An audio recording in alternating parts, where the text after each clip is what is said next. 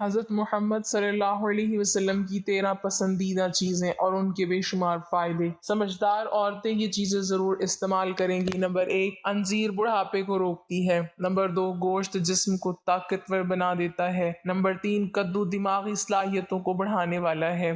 بسم اللہ الرحمن الرحیم۔ زندگی پھولوں کی سیج نہیں، کانٹوں سے بھری وہ راہ گزر ہے جہاں سے ہمیں دامن بچا بچا کے گزرنا ہوتا ہے، یا پھر یوں کہہ لیں کہ دنیا کی زندگی وہ خاردار راستہ ہے جہاں سے دامن بچا کر جو گزر گیا اس نے امان پائی۔ زندگی کی حقیقت ایک زرد پٹے کے سوا کچھ بھی نہیں۔ خدائے بزرگ و برتر نے دنیا کی زندگی کو امتحان گاہ یا میدان عمل کے طور پہ ہمیں نوازا ہے۔ اس دنیا میں پائی جانے والی ہر شے کا کوئی نہ کوئی مقصد ہے۔ اسی مقصد کے تحت نظام کائنات کا پہیہ چل رہا ہے۔ اللہ تعالیٰ تو ہماری عبادتوں اور ریاضتوں سے بے نیاز ہے۔ اسے نہ ہماری عبادت کی ضرورت ہے نہ ریاضت کی۔ پھر بھلا اس زندگی کی حقیقت کیا ہے؟ اس زندگی کی بنیاد ہی رضا الہی کا حصول ہے۔ قوانین خداوندی پر عمل پیرا ہونا، پہ کر عز و رضا۔ دنیا کی زندگی تو آخرت کی تیاری کے لیے ہے۔ حدیث مبارکہ کا مفہوم ہے کہ اس دنیا میں ایسے رہو جیسے کہ کوئی سراہے ہے اور تم مسافر۔ سو دنیا ایک مسافر خانہ ہے اور ہم مسافر ہیں جو ایک متعین مدت کے لیے یہاں قیام پذیر ہیں۔ اس دنیا میں زندگی بے بندگی شرمندگی کے سوا کچھ بھی نہیں۔ اللہ تعالیٰ نے ہمیں اشرف المخلوقات کا درجہ دیا ہے تو اس درجے کو نبھانا سب سے اہم ہے۔ زندگی کی حقیقت روپے پیسے بلند عمارات کھڑی کر لینے نت نئے ملبوسات پہن لینے سے منسوب نہیں ہے۔ ہماری زندگی اللہ کی رضا سے منسوب ہے، حقوق اللہ اور حقوق العباد سے منسوب ہے۔ ہماری زندگی ان اعمال کے ساتھ منسوب ہے جو ہم اس عارضی دنیا میں کریں اور اس کا بدلہ ابدی دنیا میں پائیں۔ ارشاد باری تعالیٰ ہے، بے شک دنیا کی زندگی فریب اور دھوکے کے سوا کچھ بھی نہیں۔ سو دنیاوی زندگی کی حقیقت نظر کا دھوکہ ہے۔ جتنی جلدی اس دھوکے سے نکلا جائے اتنا ہی ہمارے لیے بہتر ہے۔ اگر ہم یہ سمجھیں کہ ابھی عمر پڑی ہے ذرا دنیا کے مزے تو چکھ لیں تو فریب دہی ہے اپنی ذات کے لیے، کیونکہ ہر زندگی کو فنا ہے، ہر نفس نے موت کا ذائقہ چکھنا ہے۔ جلد یا بدیر پھر کیوں وقت ضائع کیا جائے، کیوں دنیاوی لذتوں میں کھو کر اپنی لذتوں سے محروم ہوا جائے۔ انسان کی بنیاد مٹی ہے اور آخرکار اسی مٹی میں ہو جانا ہے۔ چنانچہ ہماری زندگی کی حقیقت 2 گز قبر کی مٹی ہے اور ہمارے اعمال ہیں جن کی بدولت یا تو ہم اسے جہنم کے گڑھوں میں سے ایک گڑھا بنا سکتے ہیں یا پھر جنت کے باغوں میں سے ایک باغ۔ تو کوشش کیجئے اس دورے پرفتن میں خود کو اعمال صالحہ کے ساتھ جوڑے رکھیں تاکہ ہماری اصل اور ابدی زندگی کی حقیقت جنت کے باغ ہوں۔ ہم میں سے ایسا کون ہے جو کامیاب زندگی گزارنے کا خواہش مند نہیں ہے، لیکن زندگی کو کامیابی کی شاہراہ پر کیسے گامزن کیا جائے اس بارے میں کم ہی لوگ جانتے ہیں۔ اگر آپ کا شمار بھی انہی لوگوں میں ہوتا ہے تو پریشان مت ہوں، کیونکہ مدرجہ ذیل آپ کے لیے زندگی کو کامیاب بنانے کے حوالے سے کچھ بہترین اصول پیش کیے جا رہے ہیں جن پر عمل کیا جائے تو آپ کو یقینی طور پر بہت سے ضروری سوالوں کے جواب مل جائیں گے۔ ہر تکلیف انسان کو سبق سکھاتی ہے جو ساری زندگی یاد رہتا ہے۔ انسان تکالیف اٹھاتا رہتا ہے، سبق سیکھتا جاتا ہے اور ہر تکلیف سے کچھ نہ کچھ حاصل کرتا جاتا ہے، حتیٰ کہ کچھ عرصے بعد انہی تکالیف کے باعث ایک بار شعور و تجربے کا انسان بن جاتا ہے۔ جبکہ خوشیاں کھوکھلی ہوتی ہیں، یہ انسان کو کچھ نہیں دیتی، بلکہ اگر انسان کا خود پر قابو نہ ہو، مناسب رہنمائی اس سے میسر نہ ہو تو خوشیاں انسان کو گمراہ بھی کر جاتی ہیں۔ لہٰذا پھول کی نرم و نازک ناپائیدار پتیاں کس کام کی؟ اصل تو کانٹے ہیں جو انسان کو شعور کی دولت سے مالا مال کر دیتے ہیں، پھر یہ سرمایہ عمر بھر کام آتا ہے، بلکہ اگلی نسلوں کی تربیت کا سلیقہ بھی سکھاتا ہے۔ تبھی تو کہتے ہیں کہ پھول کی پتیاں جلد سوکھ جاتی ہیں لیکن کانٹے سدا بہار ہوتے ہیں۔ بے ضمیر انسان کی اصولوں سے آزاد زندگی نہایت سہل ہوتی ہے، کیونکہ وہ پانی کی طرح ہر جگہ سے راستہ بنا کر نکل جاتا ہے، لیکن اس کا مقدر ہمیشہ نشیب کی پتیاں ہوتی ہیں۔ رفت چاہتے ہیں تو اپنی زندگی کو بہترین اصول کا پابند بنائیں، زندگی میں کام آنے والی بہترین باتیں۔ حضرت علی رضی اللہ تعالیٰ عنہ فرماتے ہیں، جو لمبی زندگی چاہتا ہو تو صبح کو کھانا جلد کھائے اور شام کو دیر سے کھائے، اپنی چادر ہلکی رکھے اور عورتوں سے میل جول کم رکھے۔ پوچھا گیا کہ ہلکی چادر سے کیا مراد ہے؟ فرمایا کہ قرض کم لیا کرے۔ حضرت علی رضی اللہ تعالیٰ عنہ کا قول ہے کہ کھانے کی ابتدا اور انتہا نمکین چیز پر ہو تو اللہ تعالیٰ 70 قسم کے امراض سے حفاظت فرماتے ہیں۔ نیز آپ صلی اللہ علیہ وسلم کا فرمان ہے کہ روزانہ اجوا کھجور کے 7 دانے کا استعمال پیٹ کے تمام کیڑوں کو ختم کر دیتا ہے، اور جو شخص روزانہ تازہ منقع کی 21 دانے کھاتا ہے وہ مرض الموت کے سوا کوئی جسمانی مرض نہ دیکھے رکھے گا۔ اور کہتے ہیں کہ گوشت کھانے سے گوشت پیدا ہوتا ہے اور یہی عرب کا مرغوب کھانا ہے، اور گائے کا گوشت بیماری ہے، اس کا دودھ شفا ہے، اس کا گھی دوا ہے، اور اس کی چربی سے اس کے بقدر بیماری کا اخراجات ہوتا ہے۔ مچھلی چربی کو پگھلاتی ہے۔ ابن تین کہتے ہیں آپ صلی اللہ علیہ وسلم اس لیے پوچھا کرتے تھے کہ عرب کسی چیز کو کھانے میں کراہت محسوس نہیں کرتے تھے کیونکہ ان کے پاس کھانے پینے کی قلت رہتی تھی، جبکہ آپ صلی اللہ علیہ وسلم کچھ چیزوں سے کراہت محسوس کرتے تھے، اس لیے آپ پوچھ لیا کرتے تھے۔ اور اس بات کا بھی احتمال ہے کہ شریعت میں کچھ حیوانات حلال ہیں اور کچھ حرام، اور عرب کسی جانور کو حرام نہیں جانتے تھے، تو جو چیز بھون کر یا پکا کر پیش کی جا رہی ہے اس کے بارے میں پوچھ کر ہی معلوم کیا جا سکتا تھا، اس لیے آپ پوچھتے تھے۔ میزبان کی طرف سے جب کھانا پیش کر دیا جائے تو جلدی سے کھانا شروع کر دیں، اس لیے کہ مہمان کی عزت افزائی اسی میں ہے کہ جلدی سے اس کے لیے کھانا پیش کر دیا جائے، اور میزبان کے سخی ہونے کی علامت ہے کہ وہ جلدی سے کھانے کو قبول کرے، اس لیے کہ ان کے ہاں اگر کوئی مہمان کھانا نہ کھائے تو اس کے بارے میں برا گمان کرتے تھے۔ چنانچہ مہمان پر لازمی ہے کہ وہ میزبان کے دل کو جلدی سے کھانا شروع کرتے ہوئے مطمئن کر دے۔ کھانے سے قبل بسم اللہ پڑھنا، کھانے سے پہلے بسم اللہ پڑھنا واجب ہے، اور بسم اللہ سے مراد کھانے کی ابتدا میں صرف بسم اللہ ہی ہے۔ چنانچہ ام کلثوم عائشہ رضی اللہ تعالی عنہا سے بیان کرتی ہیں کہ رسول اللہ صلی اللہ علیہ وسلم نے فرمایا، جب تم میں سے کوئی کھانا کھائے تو اللہ کا نام لے، اور اگر اللہ تعالیٰ کا نام لینا ابتدا میں بھول جائے تو کہے بسم اللہ اولہ و آخرہ، اول و آخر اللہ کے نام سے۔ اسی طرح عمر بن ابو سلمہ سے روایت ہے کہ میں جب چھوٹا تھا رسول اللہ صلی اللہ علیہ وسلم کی گود میں بیٹھا تھا اور میرا ہاتھ پوری تھالی میں گھوم رہا تھا، تو مجھے رسول اللہ صلی اللہ علیہ وسلم نے فرمایا، لڑکی اللہ کا نام لو، اپنے دائیں ہاتھ سے کھاؤ اور جو تمہارے سامنے ہے اس میں سے کھاؤ۔ دائیں ہاتھ سے کھانا، مسلمان پر دائیں ہاتھ سے کھانا واجب ہے، بائیں ہاتھ سے کھانا منع ہے۔ چنانچہ ابن عمر رضی اللہ تعالیٰ عنہما سے مروی ہے کہ نبی صلی اللہ علیہ وسلم نے فرمایا، تم میں سے کوئی بھی بائیں ہاتھ سے نہ کھائے پیے، اس لیے کہ شیطان بائیں ہاتھ سے کھاتا اور پیتا ہے۔ یہ اس شکل میں ہے جب کوئی عذر نہ ہو، لہٰذا اگر کوئی عذر ہو جس کی وجہ سے دائیں ہاتھ سے کھانا پینا ممکن نہ ہو، جیسے بیماری یا زخم وغیرہ ہے، تو بائیں ہاتھ سے کھانے میں کوئی حرج نہیں۔ نیز اس حدیث میں اس بات کی طرف بھی اشارہ ہے کہ انسان ان تمام کاموں سے پرہیز کرے جو شیطانی کاموں سے مشابہت رکھتے ہوں۔ اپنے سامنے موجود کھانے میں سے کھانا، انسان کے لیے مسنون ہے کہ اپنے سامنے موجود کھانے میں سے کھائے اور دوسروں کے سامنے سے ہاتھ بڑھا کر نہ اٹھائے، اور نہ ہی کھانے کے درمیان میں سے، اس لیے کہ رسول اللہ صلی اللہ علیہ وسلم نے عمر بن ابو سلمہ سے فرمایا تھا، لڑکی اللہ کا نام لو، اپنے دائیں ہاتھ سے کھاؤ اور جو تمہارے سامنے ہے اس میں سے کھاؤ۔ ویسے بھی کھانے کے دوران اپنے ساتھ بیٹھے ہوئے افراد کے سامنے سے کھانا بری عادت ہے اور مروت کے خلاف ہے، اور اگر سالن وغیرہ ہو تو ساتھ بیٹھنے والا زیادہ کوفت محسوس کرے گا۔ اس کی دلیل ابن عباس رضی اللہ عنہما سے مروی ہے کہ رسول اللہ صلی اللہ علیہ وسلم نے فرمایا، برکت کھانے کے درمیان میں نازل ہوتی ہے، اس لیے کھانے کے کنارے سے کھاؤ، درمیان سے مت کھاؤ۔ لیکن اگر کھانے کی اشیاء کھجوریں اور دیگر اسی قسم کی دوسری اشیاء ہوں تو علماء کے نزدیک تھالی وغیرہ سے ہاتھ کے ذریعے مختلف کھانے کی اشیاء لی جا سکتی ہیں۔ کھانے کے بعد ہاتھ دھونا، کھانے کے بعد صرف پانی سے ہاتھ دھونے پر سنت ادا ہو جائے گی۔ چنانچہ ابن ارسلان کہتے ہیں، اشنان ایک جڑی بوٹی یا صابن وغیرہ سے دھونا بہتر ہے۔ کھانے سے پہلے اور بعد میں ہاتھ دھونا مستحب ہے، چاہے انسان باوضو ہی کیوں نہ ہو۔ کھانے کے بعد کلی کرنا، کھانے سے فراغت کے بعد کلی کرنا مستحب ہے، جیسے کہ بشیر بن یسار سوید بن نعمان سے بیان کرتے ہیں کہ وہ صحابہ نامی جگہ پر نبی صلی اللہ علیہ وسلم کے ساتھ تھے جو خیبر سے کچھ فاصلے پر ہے، تو نماز کا وقت ہو گیا۔ آپ صلی اللہ علیہ وسلم نے کھانے کے لیے کچھ طلب کیا لیکن سوائے ستو کے کچھ نہ ملا، تو آپ صلی اللہ علیہ وسلم نے وہی کھا لیا۔ ہم نے بھی ستو کھایا، پھر آپ نے پانی منگوایا اور کلی کی، اور پھر دوبارہ وضو کیے بغیر نماز پڑھی اور ہم نے بھی نماز ادا کی۔ 3 انگلیوں سے کھانا، سنت یہ ہے کہ 3 انگلیوں سے کھانا کھایا جائے۔ قاضی ایاز کہتے ہیں 3 سے زیادہ انگلیاں کھانے کے لیے استعمال کرنا بری عادت ہے، اور ویسے بھی لقمہ پکڑنے کے لیے 3 اطراف سے پکڑنا کافی ہے، اور اگر کھانے کی نوعیت ایسی ہو کہ 3 سے زیادہ انگلیاں استعمال کرنی پڑیں تو چوتھی اور 5ویں انگلی بھی استعمال کی جا سکتی ہیں۔ گرے ہوئے لقمے کو کھانا،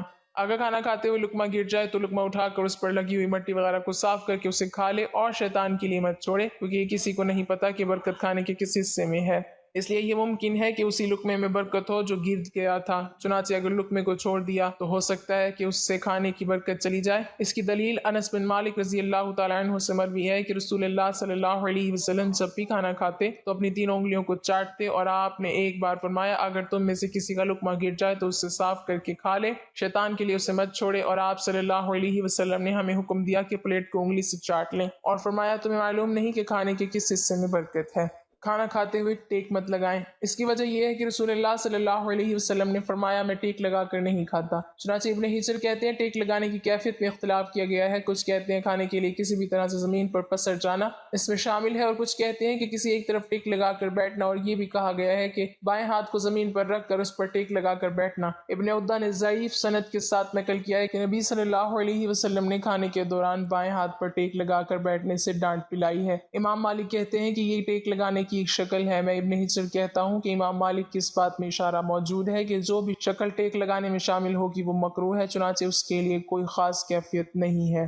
آج آپ کو نبی کریم صلی اللہ علیہ وسلم کی پسندیدہ غذاؤں کے بارے میں بتائیں گے کہ آپ صلی اللہ علیہ وسلم کن چیزوں کو بہت پسند کیا کرتے تھے، آپ کن غذاؤں کو کھایا کرتے تھے، ان غذاؤں کے کچھ فوائد بھی آپ کو بتائیں گے، اور سب سے زیادہ جو دلچسپ چیز آپ کو بتائیں گے وہ کون سی غذا کی جس سے آپ صلی اللہ علیہ وسلم اپنا ہاتھ تک نہیں روک پایا کرتے تھے، یعنی وہ غذا انہیں اتنی زیادہ پسند تھی۔ نمبر 1، گوشت۔ آپ صلی اللہ علیہ وسلم نے ارشاد فرمایا ہے کہ دنیا اور جنت کی جتنی بھی غذائیں ہیں ان تمام غذاؤں کا سردار گوشت کا سالن ہے۔ آپ کو گوشت بہت زیادہ پسند تھا، لیکن ہمارے لیے جو نوٹ کرنے کی بات ہے وہ یہ ہے کہ آپ نے پوری زندگی میں ایک بار بھی بھونا ہوا گوشت نہیں کھایا، جیسے کہ عام طور پر پاکستان یا ہندوستان میں بھونا ہوا گوشت بہت زیادہ پسند کیا جاتا ہے۔ آپ صلی اللہ علیہ وسلم گوشت کا سالن بنوا کر کھایا کرتے تھے، اور آپ کو گوشت کا سالن سب سے زیادہ پسند تھا۔ اسی طرح آپ نے زندگی بھر کبھی بھی گوشت کے ساتھ نہ تو روٹی کھائی اور نہ ہی چاولوں کا استعمال کیا، اور آج کی جدید سائنس بھی یہی کہتی ہے کہ جب بھی آپ گوشت کو کھائیں، گوشت کے ساتھ نہ تو آپ روٹی کھائیں نہ ہی چاول کھائیں، کیونکہ گوشت پروٹین کا سب سے بہترین ذریعہ مانا جاتا ہے، اور جب آپ گوشت کو بنا روٹی یا چاولوں کے کھاتے ہیں تو گوشت کی جتنی بھی غذائیت ہوتی ہے وہ تمام کی تمام غذائیت آپ کے جسم کا حصہ بن جاتی ہے۔ لیکن آپ جب روٹی یا چاول کے ساتھ گوشت کا استعمال کرتے ہیں تو گوشت آپ کے لیے اتنا مؤثر ثابت نہیں ہوتا۔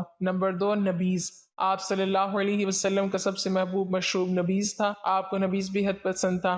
آپ کے لیے رات کو نبیذ تیار کیا جاتا اور صبح اٹھنے پر آپ سب سے پہلے نبیذ کو نوش فرمایا کرتے تھے۔ آپ صلی اللہ علیہ وسلم کے لیے کھجوروں سے بھی نبیذ تیار کیا جاتا تھا اور کشمش سے بھی تیار کیا جاتا تھا۔ نبیذ بہت ہی زبردست چیز ہے اور آپ کی صحت کے لیے کمال کے فائدے رکھتی ہے۔ نبیذ آپ کے دل، دماغ، جگر کے لیے اکسیر کی حیثیت رکھتا ہے۔ نبیذ ہر قسم کی جسمانی اور دماغی اعصابی کمزوری کا خاتمہ کرتا ہے، کیونکہ نبیذ فائبر سے بھرپور ہوتا ہے، اس لیے آپ کے پیٹ اور آنتوں کی صفائی کرتا ہے، آپ کے جسم سے زہریلے مادے کو دور کرتا ہے۔ نمبر 3، شہد۔ آپ صلی اللہ علیہ وسلم کو شہد بہت زیادہ پسند تھا، اور شہد کا ذکر قرآن کریم میں بھی ہوا ہے، اور آج تقریباً 1400 سال سے بھی زیادہ کا وقت گزر جانے کے بعد جدید سائنس شہد کے بارے میں یہ کہہ رہی ہے کہ آپ صلی اللہ علیہ وسلم نے شہد کے بارے میں جو کچھ کہا وہ ایک ایک چیز سچ ہے، اور اگر آپ کے پاس 5000 سال پرانا شہد بھی پڑا ہے تو وہ پرانا شہد بھی آپ کی صحت کے لیے اتنا ہی زیادہ فائدہ مند ہے جتنا کہ تازہ شہد۔ شہد آپ کے مدافعتی نظام کو مضبوط کرتا ہے، آپ کو مختلف قسم کی وائرس اور بیکٹیریا انفیکشن سے بچاتا ہے۔ شہد میں طاقتور اینٹی آکسیڈنٹس ہوتے ہیں جو کہ آپ کے سیلز کو ڈیمیج ہونے سے محفوظ رکھتے ہیں۔ اس کے علاوہ شہد استعمال کرنے سے آپ کے جسم میں کولیسٹرول اور خون میں پائی جانے والی چربی کے ذروں کے لیول کو بھی کنٹرول میں رکھنے میں مدد ملتی ہے۔ نمبر 4، زیتون۔ آپ صلی اللہ علیہ وسلم کو زیتون بہت زیادہ محبوب تھی۔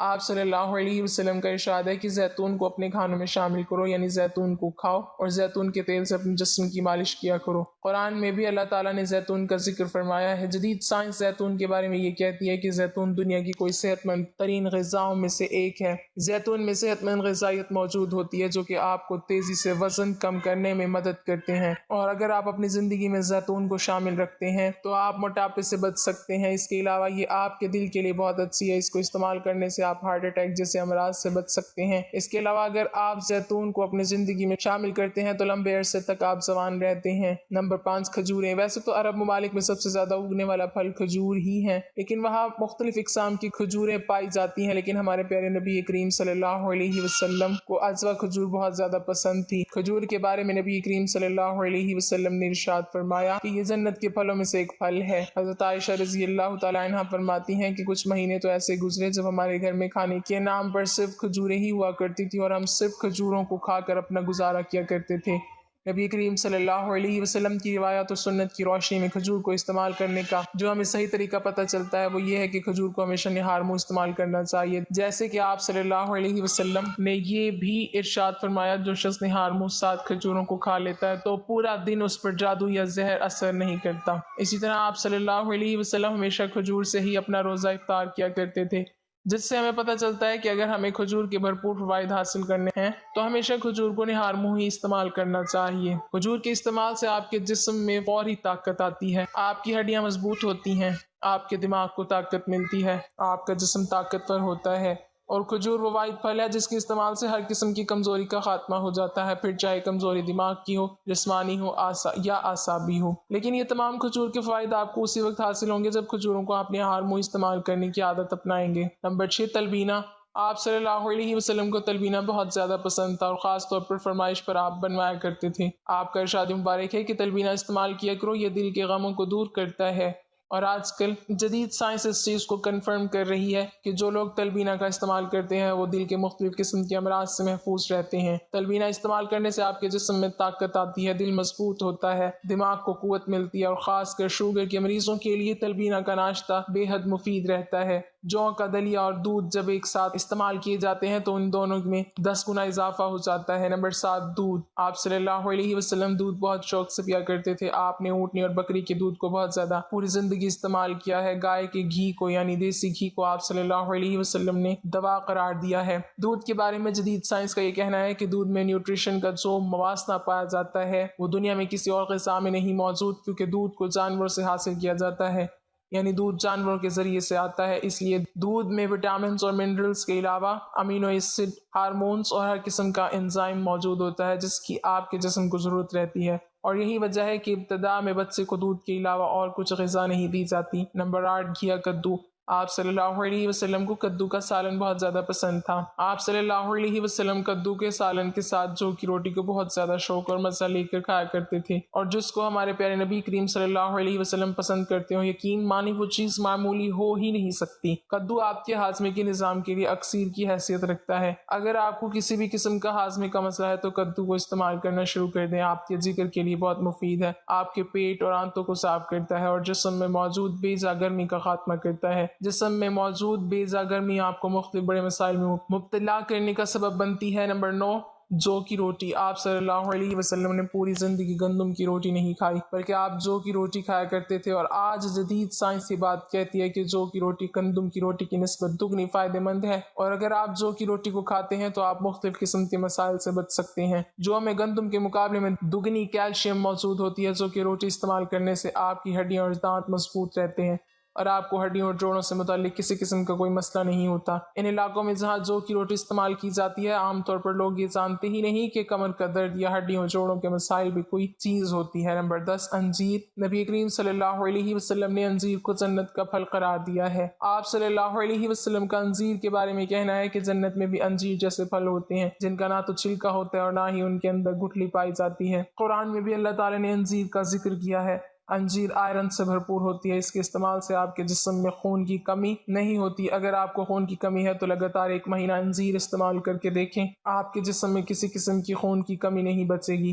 انجیر استعمال کرنے سے آپ کی آنتیں صاف ہوتی ہیں، آنتوں کے اندر جتنے بھی زہریلے مادے جمع ہو چکے ہوتے ہیں جن کی وجہ سے آپ کا جسم غذا سے ملنے والی طاقت کو جذب نہیں کر پا رہی ہوتی، انجیر استعمال کرنے سے آپ کی آنتوں میں سے وہ تمام زہریلے مادے اور فضلہ نکل جاتا ہے اور آپ کھانے سے ملنے والے وٹامنز اور منرلز کو بہتر طور پر حاصل کر پاتے ہیں۔ نمبر 11، انگور۔ آپ صلی اللہ علیہ وسلم انگور بہت شوق سے کھایا کرتے تھے، اور آج جدید سائنس ہمیں یہ بتاتی ہے کہ انگور بے حد فائدہ مند ہے۔ انگوروں میں طاقتور اینٹی آکسیڈنٹس موجود ہوتے ہیں جو کہ آپ کے سیلز کو ڈیمیج ہونے سے بچاتے ہیں، آپ کینسر سے بچ سکتے ہیں۔ صرف انگور استعمال کرنے سے انگوروں میں موجود اینٹی آکسیڈنٹس آپ کو لمبے عرصے تک جوان رکھتے ہیں، کیونکہ ان میں زبردست بڑھاپے کو کنٹرول کرنے کی صلاحیت موجود ہوتی ہے، آپ کے چہرے پر جھریاں نہیں آنے دیتے، اور بھی بے شمار فوائد ہیں۔ نمبر 12، سرکہ۔ آپ صلی اللہ علیہ وسلم کو سرکہ بہت زیادہ پسند تھا، اور آپ نے یہ ارشاد فرمایا کہ سرکے کو اپنے گھر میں رکھا کرو۔ آپ صلی اللہ علیہ وسلم کا سرکے کے بارے میں یہ کہنا ہے کہ جس گھر میں سرکہ موجود ہوگا کبھی اس گھر میں غربت نہیں آئے گی۔ نبی کریم صلی اللہ علیہ وسلم کی اس بات میں کتنی زیادہ حکمت پوشیدہ ہے، اس کا اندازہ آپ اس بات سے لگا سکتے ہیں کہ 2015 تک سرکے کو معمولی سی چیز سمجھی جاتی تھی۔ اس کے بعد سرکے کے فوائد پتہ چلتے ہیں، سائنس یہ جانتی ہے کہ سرکہ کتنی مفید چیز ہے آپ کی صحت کے لیے، اور آپ دیکھ سکتے ہیں ہر کوئی سرکے کے بارے میں بات کرتا نظر آتا ہے، لیکن ہمارے پیارے آقا صلی اللہ علیہ وسلم نے سرکے کے فوائد ہمیں 1400 سال پہلے ہی بتا دیے تھے۔ نمبر 13، انار۔ نبی کریم صلی اللہ علیہ وسلم کو انار بہت زیادہ پسند تھے، اور انار کا ذکر قرآن کریم میں بھی ہوا ہے۔ انار وٹامن سی سے بھرپور ہوتے ہیں، ان میں طاقتور غذائیت بھی موجود ہوتی ہے۔ اناروں کے استعمال سے آپ کا امیون سسٹم مضبوط ہوتا ہے۔ ہائی بلڈ پریشر کے مریضوں کے لیے اناروں کا استعمال بے حد مفید ہے اور وہ صرف اناروں کو استعمال کرتے ہوئے ہائی بلڈ پریشر کو کنٹرول کر سکتے ہیں، آپ کی یادداشت تیز کرتے ہیں، آپ کے سٹریس کو کم کرتے ہیں، یعنی انار بہت بہترین چیز ہے۔ اور ظاہری بات ہے آپ صلی اللہ علیہ وسلم کے پسندیدہ پھل ہیں تو یہ بہترین کیسے نہ ہوں۔ یہ تمام وہ چیزیں ہیں جو ہمارے پیارے آقا صلی اللہ علیہ وسلم کو بہت زیادہ پسند تھیں، لیکن آپ ان چیزوں کو میانہ روی میں رہتے ہوئے کھایا کرتے تھے۔ آپ صلی اللہ علیہ وسلم نے اپنی پوری زندگی میں ایک بار بھی پیٹ بھر کر کھانا نہیں کھایا، حتیٰ کہ آپ صلی اللہ علیہ وسلم 2 وقت کا کھانا نہیں کھایا کرتے تھے، آپ ایک وقت کھانا کھایا کرتے تھے۔ آپ صلی اللہ علیہ وسلم کو موٹاپا پسند نہیں تھا۔ آپ صلی اللہ علیہ وسلم ایک دن بازار جا رہے تھے کہ آپ نے ایک صحابی کو دیکھا جن کا وزن زیادہ تھا۔ آپ صلی اللہ علیہ وسلم ان صحابی کے پاس گئے اور ان صحابی کے پیٹ پر ہاتھ رکھتے ہوئے ان سے کہا کہ کاش اگر اس جگہ پر چربی موجود نہ ہوتی تو کتنا اچھا ہوتا۔ ایک جدید ریسرچ میں یہ بات سامنے آئی ہے کہ 90% جتنی بھی دنیا بھر میں بیماریاں ہیں وہ صرف 2 وجوہات سے ہوتی ہیں، ان میں سے ایک وجہ ہے موٹاپا اور دوسری وجہ ہے زیادہ خوراک لینا۔ یعنی نبی کریم صلی اللہ علیہ وسلم نے جو 1400 سال پہلے ہمیں باتیں بتائی تھیں، اگر صرف ان 2 باتوں پر عمل کر لیں، یعنی زیادہ کھانا نہ کھائیں، پیٹ بھر کر نہ کھائیں، اپنے پیٹ میں جگہ رکھ کر کھائیں، اور دوسری چیز موٹاپے کو اپنے اوپر چھانے نہ دیں، تو یقین مانیں دنیا میں 90% ڈاکٹرز اور حکیم کے دواخانے بند ہو جائیں گے۔ ایک بہت بڑے سائنسدان کو جب نبی کریم صلی اللہ علیہ وسلم کی پسندیدہ غذاؤں کا علم ہوا اور نبی کریم صلی اللہ علیہ وسلم نے کھانے پینے کے بارے میں جو ارشادات فرما رکھے ان کا پتہ چلا تو یقین مانے ان کی حیرت کی انتہا نہیں تھی۔ اس سائنسدان کا یہ کہنا تھا کہ 1400 سال بعد جو آج آ کر ہمیں چیزیں پتہ چل رہی ہیں وہ نبی کریم صلی اللہ علیہ وسلم نے اپنی امت کو 1400 سال پہلے ہی بتا رکھی ہیں، لیکن بے حد دکھ اور افسوس کی بات ہے کہ ہمیں یہ تمام چیزیں پتہ تو ہے لیکن ان چیزوں پر ہم عمل نہیں کرتے، اور یقین مانے جس دن ہم نے ان چیزوں پر عمل کرنا شروع کر دیا بیماریاں اور مصیبتیں ہم سے دور ہو جائیں گی۔ اللہ پاک ہمیں رسول اللہ صلی اللہ علیہ وسلم کے نقش قدم پر چلنے کی توفیق عطا فرمائے اور ہمیں صحت مند زندگی عطا فرمائے، آمین۔ ناظرین کمنٹ باکس میں اللہ تعالیٰ کے 99 ناموں میں سے ایک نام ضرور ٹائپ کریں۔